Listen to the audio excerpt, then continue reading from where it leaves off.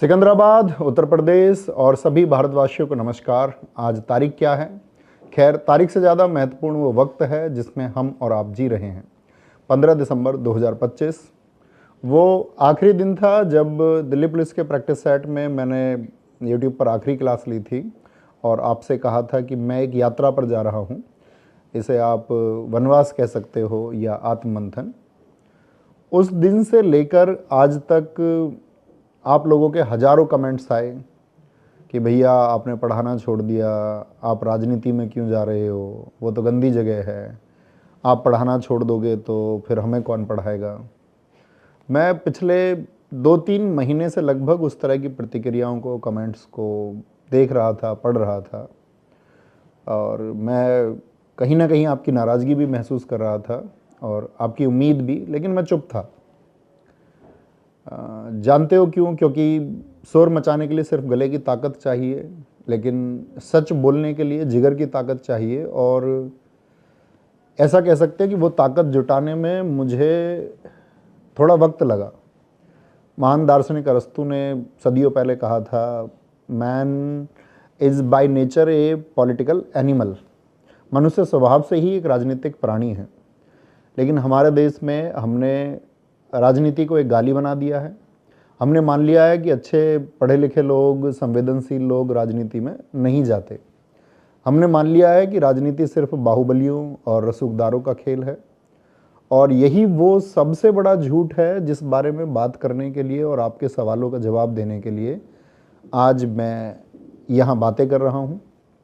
आज मैं यहाँ किसी पार्टी का प्रवक्ता बनकर नहीं बैठा हूँ। आज मैं यहाँ नवीन शर्मा बनकर बैठा हूँ, वही नवीन शर्मा जिसने एक किसान के घर में पैदा होकर के और जितने कम संसाधनों में कोई व्यक्ति खुद को कामयाब कर सकता है, जितनी मेहनत कोई खुद को कामयाब बनाने के लिए कर सकता है, उतनी मेहनत की। मेरे साथी जानते होंगे, जब मैं ऑफलाइन पढ़ाता था तो पूरे दिन वो पसीनों में भीग करके पढ़ाना, पसीने में भीग कर पढ़ाते हुए सबने देखा होगा, वो अपनी एक शुरुआत रही थी। वही नवीन शर्मा जिसको इस देश में ऑनलाइन क्लास में सब नवीन भैया कहने लग गए, और जिस नवीन शर्मा ने जीके, जीएस, हिंदी और इतिहास पढ़ाया। लेकिन इतिहास पढ़ाते पढ़ाते एक बात समझ में आ गई कि अगर हम खुद इतिहास लिखने की हिम्मत नहीं करेंगे तो वो लोग हमारा इतिहास लिखेंगे जिन्हें ना तो हमारी तकलीफ़ों का पता है और ना ही हमारे सपनों की परवाह। आप पूछते हैं ना कि राजनीति ही क्यों, उसका जवाब देने से पहले मुझे आपसे कुछ पूछना है। क्या आप उस सिस्टम से खुश हैं जहां डिग्रियां बंट रही हैं लेकिन उम्मीदें दम तोड़ रही हैं? क्या आप उस डर के साथ जीना चाहते हैं जहां सच बोलने की कीमत एक आम आदमी को अपनी सुरक्षा और सम्मान खोकर चुकानी पड़ती है, एक छात्र को अपना हक मांगने पर लाठियां खानी पड़ती हैं?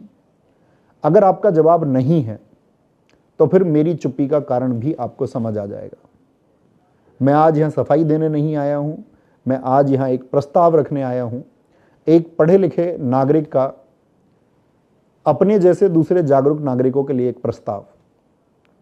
मैं देख रहा हूँ हर तीसरा कमेंट यही है कि भैया राजनीति तो गंदी होती है, आप अच्छे टीचर हो, आपको इस कीचड़ में नहीं उतरना चाहिए,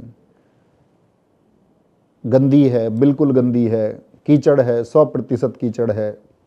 लेकिन कभी सोचा हम ऐसा क्यों सोचते हैं कि राजनीति कीचड़ है और यह कीचड़ हमारे घर के आंगन तक कैसे पहुंचा? क्योंकि हम जैसे पढ़े लिखे लोग, हम जैसे सभ्य लोग नाक मुंह सिकोड़ कर किनारे खड़े रहे। हमने कहा छोड़ो यार, ये हमारा काम नहीं है। प्लेटो ने हजारों साल पहले एक चेतावनी दी थी। उन्होंने कहा था राजनीति में हिस्सा ना लेने की सबसे बड़ी सजा यह है कि आप पर ऐसे लोग राज करते हैं जो आपसे कम योग्य हैं। आज हम यही सजा भुगत रहे हैं। मैंने अपनी ज़िंदगी के लगभग 10 साल इतिहास, भूगोल, संविधान, सब कुछ आपको पढ़ाया। मैंने बताया कि अधिकार दरअसल में होते क्या हैं। मैंने आपको बताया कि इस लोकतंत्र की ताकत होती क्या है।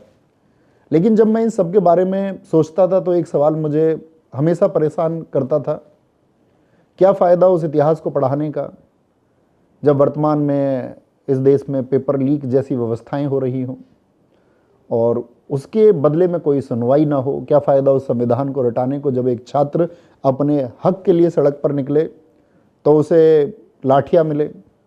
जिन माँ बाप का, बूढ़े माँ बाप का वो इस अपनी युवावस्था में सहारा बनना चाहता है, अगर वो लाचारी महसूस करे। मैं क्लासरूम में बैठकर आपका कैरियर तो बना सकता हूँ, लेकिन उस सिस्टम को कैसे ठीक करूँ जो नौकरी देने के नाम पर आपके साथ जुआ खेलता है। एक डॉक्टर मरीज को बचा सकता है, लेकिन अगर अस्पताल में ऑक्सीजन ही ना हो तो डॉक्टर क्या करेगा। मैं वही डॉक्टर हूँ जिसके पास शिक्षा रूपी दवाई तो है, लेकिन सिस्टम ऑक्सीजन की सप्लाई रोक कर बैठा है। इसलिए राजनीति में आने का फैसला मैंने शौक से नहीं लिया है। यह फैसला मैंने इसलिए लिया है कि सिस्टम में मौजूद इस गंदगी को हम सब मिलकर साफ कर सके। क्योंकि अब मुझे समझ में आ गया है कि अगर कीचड़ साफ करना है तो गंदे होने का जो डर है वो छोड़ना पड़ेगा।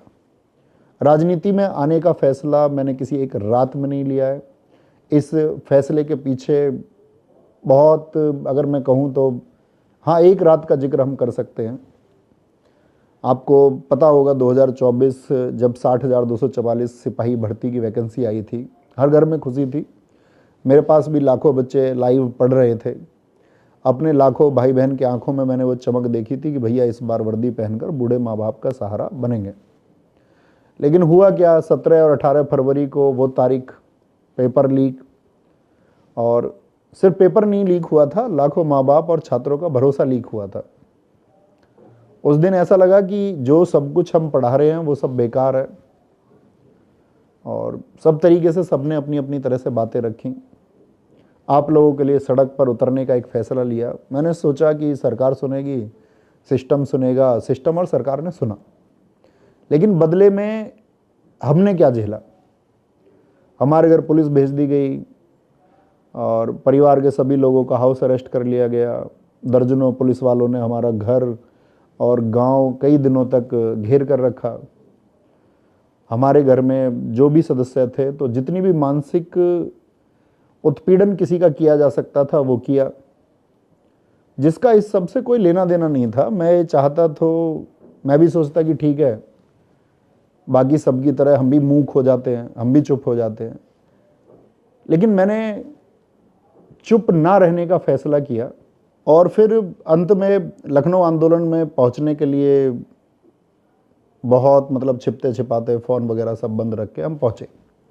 मेरे साथ लाखों छात्र वहाँ पहुँचे और सब लोगों ने यही बोला, मुझसे भी बोला, मुझे आज भी खूब याद है कि सब कुछ है, नाम है, करोड़ों छात्रों का सपोर्ट है, लाखों छात्रों को तुम सफल बना चुके हो, और मतलब इस सब की ज़रूरत क्या है।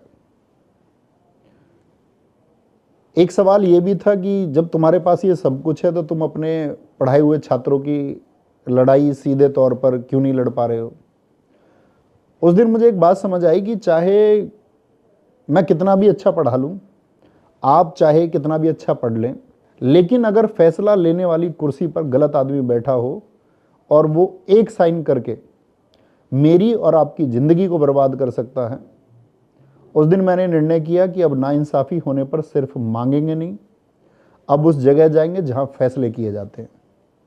क्योंकि कीचड़ को साफ करने के लिए कीचड़ में उतरना ही पड़ेगा। बस वो इतनी एक सोच है कि जिसने मुझे यहाँ ला करके खड़ा किया। बहुत सारे लोगों का ये कहना है कि राजनीति में जाके क्या करोगे, आपका काम तो पढ़ाने का था, आप अच्छा पढ़ाते हैं, आप पढ़ाते रहिए, राजनीति से दूरी बनाइए। सिस्टम तो चल ही रहा है, लोगों का ये कहना है। कैसा सिस्टम, किसके लिए चल रहा है ये सिस्टम? मेरे घर के पास मेरी विधानसभा सिकंदराबाद में 1000 से ज़्यादा फैक्ट्रियां हैं। गिनते गिनते थक जाओगे, इतनी चिमनियां धुआं उगल रही हैं, सुनने में लगता है कि यहाँ तो कोई स्वर्ग होगा, हर घर में नौकरी होगी। लेकिन सच क्या है जानते हो? सच्चाई ये है कि इन फैक्ट्रियों में मेरे गांव के, मेरे विधानसभा के लोगों को नौकरी नहीं मिलती। उन्हें गेट से भगा दिया जाता है, और अगर गलती से रख भी लिया तो नौकरी पर नहीं, ठेके पर, कॉन्ट्रैक्ट पर रखते हैं। 10-12 हज़ार रुपए की वो गुलामी, जिसमें ना तो कोई इज्जत है, ना कोई बीमा सुरक्षा। और यह कहानी सिर्फ मेरे विधानसभा की नहीं है, यह कहानी हमारे देश प्रदेश के हर एक विधानसभा, गांव, शहर की कहानी है। आप पढ़ाई करते हो, आप बीटेक करते हो, एमए करते हो, कर्जा लेकर पढ़ाई करते हो, और जब डिग्री लेकर बाहर निकलते हो तो सिस्टम तुमसे कहता है कि जाओ 8,000 की नौकरी कर लो, या फिर किसी भर्ती के निकलने का 5 साल इंतजार करो। क्या इसके लिए हमारे माँ बाप ने पेट काट काट कर हमें पढ़ाया था? क्या इसके लिए हमने रात रात भर जाग कर किताबें रटी थी? जब मैं देखता हूँ कि एक तरफ बड़ी बड़ी बिल्डिंगें बन रही हैं और दूसरी तरफ पढ़ाए हुए हमारे छात्र इतने मजबूर हैं कि वो अपना खर्चा चलाने के लिए 300 रुपये की दिहाड़ी के लिए मजदूर है, या जो अपने सपने उसने देखे हैं कि मैं खुद को जल्दी से कामयाब कर लूँ, उसके लिए वो भटक रहे हैं, तो मुझे ये लगता है कि मैं तुम्हें झूठ पढ़ा रहा था। क्योंकि असलियत यह है कि विकास की इस दौड़ में तुम्हें और मुझे बस एक दर्शक बना दिया है। खिलाड़ी कोई और है, जीत कोई और रहा है, इसलिए बहुत हो गया दर्शक बनना। अब हम सबको मिलकर के एक खेल बदलना है, और खेल मैदान के बाहर बैठकर नहीं बदला जाता, खेल मैदान में उतरकर बदला जाता है। कलम की जो ताकत है उसको मैं और आप बहुत अच्छे से जानते हैं, इसी से हमने और आपने मिलकर कई परीक्षाएं पास की। लेकिन एक कड़वी सच्चाई बताऊं, इस देश में चपरासी बनने के लिए भी 10वीं पास होना जरूरी है, सिपाही बनने के लिए 12वीं होना जरूरी है, कलेक्टर बनने के लिए ग्रेजुएशन जरूरी है। लेकिन अफसोस हमारे ऊपर जो लोग बैठे हुए हैं, जो नियम बनाते हैं, जो हमारी किस्मत का फैसला करते हैं, उनके लिए कोई योग्यता तय नहीं है। यही कारण है जब संसद या विधानसभा में शिक्षा बजट या रोजगार नीति पर जब बहस होती है, या सरकार की किसी भी योजना पर कोई बहस होती है, जब किसानों की दुगनी आय करने की बात होती है, तो वहां पर एक सन्नाटा छा जाता है। क्योंकि जिसे दर्द का पता नहीं वो दवा क्या देगा। वहां ऐसे लोग बैठे हुए हैं जो आपके बारे में चर्चा तक करना नहीं चाहते। नेल्सन मंडेला ने एक बार कहा था, education is the most powerful weapon which you can use to change the world. शिक्षा दुनिया को बदलने के लिए सबसे शक्तिशाली हथियार है। लेकिन मैं इसमें एक लाइन और जोड़ना चाहता हूं, शिक्षा हथियार तो है, लेकिन हथियार तब तक बेकार है जब तक उसे चलाने वाला हाथ सत्ता के पास ना हो। जरा एक पल के लिए कल्पना कीजिए, क्या होता अगर नीतियां बनाने वाला व्यक्ति ये जानता कि नॉर्मलाइजेशन का छात्रों पर क्या असर होता है। क्या होता अगर सड़क बनाने वाला मंत्री यह जानता कि किसान की जमीन का उचित मुआवजा और फसल के अच्छे दाम क्या होने चाहिए। बाबा साहब अम्बेडकर, जो खुद दुनिया के सबसे पढ़े लिखे नेताओं में से एक थे, उन्होंने कहा था, शिक्षित बनो, संगठित रहो और संघर्ष करो। हम शिक्षित हो गए, शायद संगठित भी हो रहे हैं, लेकिन संघर्ष हमने दूसरों के भरोसे छोड़ दिया है। आज मैं आपसे यही कहने आया हूं कि राजनीति में नेता बनने के लिए मैं नहीं आया हूं। नेताओं की बहुत भीड़ लगी पड़ी है। मैं राजनीति में आपकी आवाज और कलम की ताकत बनने आया हूं। मैं चाहता हूं कि जब विधानसभा में कोई बिल पास हो तो उस पर साइन करने वाले हाथ किसी अनपढ़ या बाहुबली के ना हो, बल्कि वो एक ऐसे व्यक्ति के हो जिसने गरीबी, बेरोजगारी और संघर्ष को किताबों में नहीं, अपनी जिंदगी में पढ़ा है। शहीद आजम भगत सिंह जी कहते थे, व्यक्ति जब तक व्यर्थ है जब तक वह अपने समाज और अपने देश के लिए उपयोगी ना बन जाए। तो आज मेरा सवाल आपसे यह है कि क्या आप तैयार हैं एक ऐसे प्रयोग के लिए जहां योग्यता कुर्सी पर बैठेगी, सिफारिश, बाहुबल या रसूख नहीं। राजनीति में भाषणबाजी बहुत होती है, लेकिन प्लान बहुत कम लोग बताते हैं। मैं आज आपको यह बताने नहीं आया हूं कि मैं क्या करूंगा, बल्कि यह बताने आया हूं कि कैसे करूंगा। मेरी विधानसभा सिकंदराबाद 64 के लिए और एक तरह से पूरे देश के लिए मैंने 4 स्तंभ, 4 पिलर्स तैयार किए हैं। पहला, रोजगार और स्वाभिमान। जैसा मैंने कहा, हमारे यहाँ 1000 से अधिक फैक्ट्रियां हैं। हमारे युवाओं को वहाँ नौकरी नहीं मिलती, क्योंकि कहा जाता है कि उनके पास स्किल नहीं है, उनके पास वो योग्यता नहीं है जिससे उनको काम मिले। मेरा वादा है, सिर्फ नौकरी नहीं मांगेंगे, हम स्किल मैनेजमेंट सेंटर बनाएंगे जहां आपको coding, AI, data entry, computer साक्षरता और डिजिटल मार्केटिंग की मुफ्त ट्रेनिंग हमारी तरफ से मिलेगी, ताकि जब आप फैक्ट्री के गेट पर जाएं तो ठेकेदार आपको मजदूर समझकर नहीं, हुनरमंद समझ करके काम दे। हमारा लक्ष्य है विधानसभा के 20,000 युवाओं को रोजगार दिलाना। दूसरा, शिक्षा। गांव का बच्चा पीछे क्यों रह जाता है? क्योंकि उसे माहौल नहीं मिलता। मेरा संकल्प है हर गांव में एक डिजिटल लाइब्रेरी और हर 6 महीने में एक स्कॉलरशिप टेस्ट होगा। जो टॉप 10 बच्चे निकलेंगे उनकी पढ़ाई का पूरा खर्चा उन्हें गोद लेने की जिम्मेदारी मेरी होगी, जब तक वो अपनी मंजिल तक नहीं पहुंच पाते। तीसरा, मेरी बहनों के लिए, अक्सर बेटियों के लिए पढ़ाई जो है पैसों की कमी से छूट जाती है। मेरी लिखी हुई कॉम्पिटिटिव एग्जाम की सारी किताबें, चाहे स्टैटिक जीएस हो या जीएस की अन्य किताबें हों, जीएस सुधा हो, हिंदी की बुक हो या अन्य किताबें, मेरी विधानसभा की हर बहन को निःशुल्क मिलेंगी। अगर इसके बाद भी किसी संसाधन की कमी पड़ी उनको तरक्की के लिए, तो आपका भाई उसे पूरा करेगा। और एक दिन ऐसा भी आएगा कि मैं अपने प्रदेश और देश के हर असहाय भाई बहन के लिए ऐसा करूं जिन्हें सच में ऐसी चीज़ों की ज़रूरत है। चौथा, पर्यावरण और सेहत। हम विकास के नाम पर सांस लेना कभी नहीं भूल सकते। मैं वादा करता हूं कि 2026 के अंत तक हम 1 लाख पेड़ लगाएंगे और युवाओं के लिए एक स्पोर्ट्स कॉम्प्लेक्स बनाएंगे जहां अच्छे कोच होंगे, ताकि हमारा टैलेंट जो है वो खेतों में दम ना तोड़े, स्टेडियम में मेडल जीते। और मैं अपने क्षेत्र के किसानों के लिए हर संभव एक कोशिश करूंगा जिससे उन्हें फसलों के दाम अच्छे मिले, ताकि खेती में वैज्ञानिक पद्धति और उपजाऊ बीजों का इस्तेमाल हो, जिससे उनकी जो पैदावार है वो बढ़ पाए। हम ऐसे एक कृषि केंद्र का निर्माण करेंगे जहां पर हमारे किसानों को वैज्ञानिक पद्धति से खेती करने और तकनीक का इस्तेमाल करना सिखाया जाएगा, ताकि वो अपना उत्पादन बढ़ा पाएँ। हम ऐसे बीज के केंद्र बनाएंगे जहां पर अच्छी गुणवत्ता वाले फसलों के बीज किसानों को आसानी से मिल सकें। और इसमें एक काम और किया जा सकता है कि हर गांव पंचायत में ऐसे स्मार्ट सार्वजनिक स्थल बनाए जाएं जहां बड़े बुजुर्ग बैठकर देश दुनिया की खबरें और अन्य चीज़ों के बारे में जानकारी प्राप्त कर सकें। मेरी यह बात कोई चुनावी जुमला नहीं है। मैं ऐसा इसलिए कह पा रहा हूं कि मुझसे पढ़ने वाले मेरे छोटे बड़े भाई बहन, मुझे जानने वाले मेरे अपने लोग यह जानते हैं कि मैं हवाई बातें नहीं करता, और ये एक शिक्षक की भी शपथ है। और मैं इस बात के लिए आपको भरोसा दिलाता हूं कि ये 4 संकल्प तो मैं पूरे करके रहूंगा और अपने हर वादे पर हमेशा खरा उतरा हूं। आपको पता है कि मुझे करोड़ों बच्चे यूट्यूब पर ऑनलाइन माध्यम से फ्री में पढ़े, और आज तक भी मैंने किसी अपने पेड कोर्स को लॉन्च नहीं किया।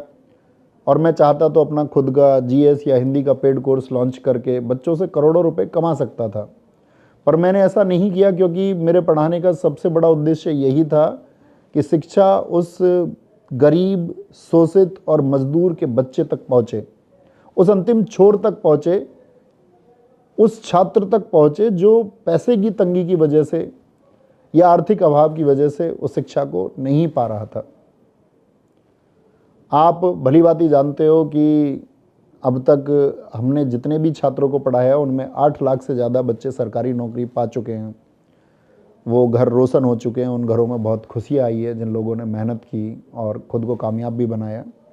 आज उत्तर प्रदेश के हर गली मोहल्ले, हर गांव में आपको हमारे पढ़ाए हुए सफल छात्र मिल जाएंगे। और बहुत सारे तो ऐसे गांव हैं जहां पर अपने पढ़ाए हुए 20-20, 30-30 युवा और युवती सरकारी नौकरी लग चुके हैं। और आपको बहुत सारे ऐसे गांव मिल जाएंगे जहां पर हर गांव में लगभग 100-200 बच्चे हर गांव में हमसे पढ़ने वाले बच्चे हैं। आज चूँकि प्रदेश भर में लगभग 2 करोड़ छात्र हमसे पढ़ रहे हैं और सभी वयस्क हैं, सभी 18 वर्ष से ऊपर के हैं।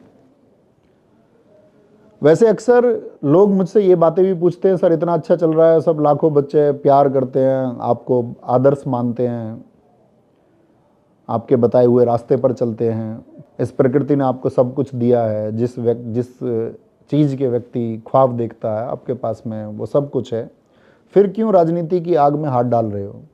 सच कहूँ, अगर मुझे सिर्फ पैसा कमाना होता या सिर्फ अपनी ज़िंदगी बनानी होती तो शायद मैं कभी राजनीति की तरफ मुड़कर भी नहीं देखता। ईश्वर की कृपा और आप सब लोगों के प्यार से जितना मुझे मिला है, एक साधारण किसान के बेटे के लिए ये बहुत ज़्यादा है। लेकिन ऐसी सफलता का क्या मतलब जब आप लोगों के दुख और तकलीफ में उनके काम ना आ सको। मेरे पास सब कुछ है, लेकिन वो एक सुकून नहीं है जब मैं किसी गरीब बच्चे को फीस की वजह से पढ़ाई छोड़ते देखता हूँ, या किसी बीमार या बुजुर्ग की जो हालत है वो एक इलाज के लिए भटक रहा है, एक किसान फसल के अच्छे दाम ना मिलने की वजह से हताश है, तो मुझे मेरी खुद की सारी सफलता बहुत छोटी लगने लग जाती है। लेकिन मैं आज सबके सामने लाइव एक संकल्प ले रहा हूँ, और यह संकल्प किसी एक नेता का नहीं, एक शिक्षक का है। मैं सत्ता का भूखा नहीं हूँ, मैं एक सिपाही की तरह काम करना चाहता हूँ, क्योंकि मैं भी एक गरीब का बेटा हूँ। हमने भी गरीबी में उस जीवन को जिया है, बहुत संघर्ष करके सफलता तक पहुँचे हैं। मैंने गरीबी को सिर्फ किताबों में नहीं पढ़ा है, उसको हमने जिया है। इसलिए गरीब का दर्द समझना मेरे लिए कोई राजनीतिक ड्रामा नहीं है, बल्कि वो मेरा खुद का बिताया हुआ जीवन है। मेरा वादा है आपसे, चाहे मैं विधायक बनूं, चाहे हम कहीं भी पहुँचे, लेकिन नवीन शर्मा कभी बदलेगा नहीं। वही नवीन जो नहर के किनारे पसीने में लथपथ होकर आपको पढ़ाता आया था, वही नवीन जो आपके एक मैसेज पर रात को 11 बजे भी 12 बजे भी कक्षा लेता था, वही नवीन जिसने दिन में 12-12 14-14 घंटे एक जगह खड़े होकर इस बात के लिए पढ़ाया कि मेरे जो वंचित वर्ग के लोग हैं, जो मेरे गरीब, मजदूर, शोषित और पिछड़ों के बच्चे हैं, जो संसाधनों की वजह से कामयाब नहीं हो पा रहे हैं, वो कामयाब हो जाएं। और मैं उस सपने में सफल भी हुआ, लाखों छात्र सफल हुए। यह चुनाव आपकी उन उम्मीदों की जीत के लिए है, यह चुनाव मेरी जीत के लिए नहीं है। मैं आपसे वादा करता हूं हर समय आपके बीच में रहूंगा। साथ में यह चुनाव उन उम्मीदों के लिए भी है जो सिस्टम की फाइलों में कहीं दब गई हैं। मैं आपसे वोट नहीं मांग रहा, मैं आपसे आपका विश्वास मांग रहा हूं, क्योंकि वोट तो 5 साल में एक बार पड़ता है, लेकिन विश्वास जिंदगी भर का होता है। साथियों, मैंने आपसे अपनी बात कह दी, मेरा मन शायद थोड़ा सा हल्का हो गया, लेकिन अभी बारी आपकी है। ये लड़ाई हमने पिछले लगभग 6 महीने से शुरू की हुई है। मैं गांवों को साफ कर रहा हूँ, मैं गांव में पेड़ लगा रहा हूँ, मैं बच्चों को निःशुल्क शिक्षा देने का प्रयास कर रहा हूँ, मैं सभी लोगों से वार्तालाप कर रहा हूँ। लेकिन पिछले 6 महीने में जब मैं घर घर, व्यक्ति व्यक्ति तक पहुंचने के प्रयास में, उनके सुख दुख में उनके साथ में होने के प्रयास में हूं, तो मैं ये मान रहा हूं कि ये लड़ाई सिर्फ मेरी नहीं है, क्योंकि मैं तो एक अकेला इंसान हूं और ऐसा भी हो सकता है कि शायद मैं हर घर, हर दरवाजे तक ना पहुंच पाऊं। जबकि मेरा प्रयास ये है कि मैं एक पैदल यात्रा करने वाला हूं जिसमें कि मैं हर घर घर तक पहुंच सकूं। लेकिन आप लाखों में हैं। मैं आज आपसे गुरु दक्षिणा भी नहीं मांग रहा हूं, मैं आपसे आपका साथ मांग रहा हूं। अगर आपको लगता है कि एक किसान के बेटे को, एक शिक्षक को विधानसभा में होना चाहिए, अगर आपको लगता है कि सिकंदराबाद की फैक्ट्रियों में हमारे भाइयों को रोजगार मिलना चाहिए, अगर आपको लगता है शिक्षा, स्वास्थ्य और अच्छी सड़क और नाली भीख नहीं है, ये हमारे अधिकार है, तो मेरी आवाज़ बनिए। इस वीडियो को, इस संदेश को उस हर घर तक पहुंचा दीजिए जहां उम्मीद टूट चुकी है। उन्हें बताइए कि एक लड़का है जो सिस्टम से लड़ने के लिए, सिस्टम को बदलने के लिए निकला है, लेकिन आज शायद उसके पास बाहुबल ना हो, लेकिन उसके पास जनबल है। आज घर घर में उसके छात्र हैं और वो जनबल आप हैं। भगवान बुद्ध ने कहा था, अपदीपो भव, अपना प्रकाश आप स्वयं बनिए। और मैंने भी क्लासेस में आपको यही सिखाया है और मैं फिर से कह रहा हूँ, आप इस सिस्टम को गालियां देते रहेंगे जब तक आप इसको बदलेंगे नहीं। इसलिए अपना दीपक खुद बनिए, किसी के भरोसे मत बैठिए। ये चुनाव मेरा नहीं है, यह चुनाव उस पिता का है जो अस्पताल के बाहर रो रहा है, यह चुनाव उस युवा का है जो डिग्री लेकर सड़क पर भटक रहा है, यह चुनाव मेरी उन बहनों का है जो पढ़ना चाहती हैं, चुनाव उस किसान का है जो साल भर के मेहनत के लिए अच्छे दाम मांग रहा है। तो उठिए, मेरी ताकत बनिए, क्योंकि जब एक शिक्षक, युवा अपने बड़े बुजुर्ग, किसी अपने बेटे, भाई, बंधु के लिए सड़क पर उतरता है तो सरकारें बदल जाती हैं। मैं तैयार हूं कि आप मेरे साथ हैं, क्योंकि विकास तभी संभव है जब स्थानीय नेतृत्व और कोई स्थानीय व्यक्ति इसके बारे में सोचे। जब कोई व्यक्ति बाहर का आकर के आपके बारे में निर्णय लेगा, तब याद रखना वो व्यक्ति सिर्फ और सिर्फ अपने स्वार्थ को पूरा करना चाहता है, अपने हितों की रक्षा करना चाहता है। उसका आपके भविष्य, आपके आज के वर्तमान से कोई लेना देना नहीं है। हमारे गांव, समाज और क्षेत्र का नहीं, वो हमारी, जो हमारे गांव, समाज और क्षेत्र का नहीं है, वो हमारी परेशानियों को नहीं समझ सकता है। और याद रखिएगा, संघर्ष ही जीवन है। और रही बात मेरे पढ़ाने की, तो मैं जल्द ही आप लोगों को फिर पढ़ाने के लिए लौटूंगा। और अभी बस मुझे आप लोगों के लिए थोड़ा वक्त चाहिए। उम्मीद आप मेरी बातों को समझेंगे और मेरा साथ देंगे, क्योंकि हमें साथ मिलकर बहुत आगे तक जाना है। और अंत में कुछ लाइनें हैं जिससे सुनकर शायद आप मेरे बारे में थोड़ा और जान सकें। मैं वो कलम हूँ जो बिकना नहीं जानती, झुककर किसी के आगे लिखना नहीं जानती। तुम्हारे दरबार में शोर होगा चाटुकारों का, मगर मेरी जुबान सच के सिवा कुछ और नहीं जानती। तुम मुझे मिटाने की साजिशें हजार कर लो, पर मुझ में सच्चाई की आग है जो बुझना नहीं जानती। और इस सब के बाद में आप सबसे यही सिर्फ एक प्रार्थना है कि यदि मैंने आपके लिए कुछ भी किया है तो आप इस वीडियो को सिकंदराबाद के प्रत्येक व्यक्ति तक, जो उनके रिलेटिव्स हैं या सिकंदराबाद के आसपास का जो क्षेत्र है वहाँ तक इस वीडियो को पहुँचाने की जिम्मेदारी आप उठाएं। और इस वीडियो को सिर्फ पहुँचाना नहीं है, आपको एक आग्रह भी करना है कि ये कुछ शब्द हैं और आपके आने वाले भविष्य के लिए शब्द हैं। यदि आप इन शब्दों को इग्नोर कर देंगे और आप सोचेंगे कि नहीं हमें तो इसके परे कुछ और सोचना है, तो आपका आने वाला भविष्य आप ही तय कर रहे होंगे। तो यही रिक्वेस्ट करता हूँ कि ये वीडियो हर एक मेरे युवा साथी, हर एक मेरे बुजुर्ग तक पहुँचना चाहिए। मेरा ये संदेश उनको सुनना चाहिए और जितने भी साथी मेरे इस संदेश को अब तक सुन रहे हैं उन सबको, मेरे बड़े बुजुर्गों को मैं चरण स्पर्श यहीं से करता हूँ। नमस्ते मेरे सभी युवा साथियों को, नमस्ते पूरे सिकंदराबाद को नमस्ते। धन्यवाद। जय हिंद, जय भारत, जय मां सरस्वती।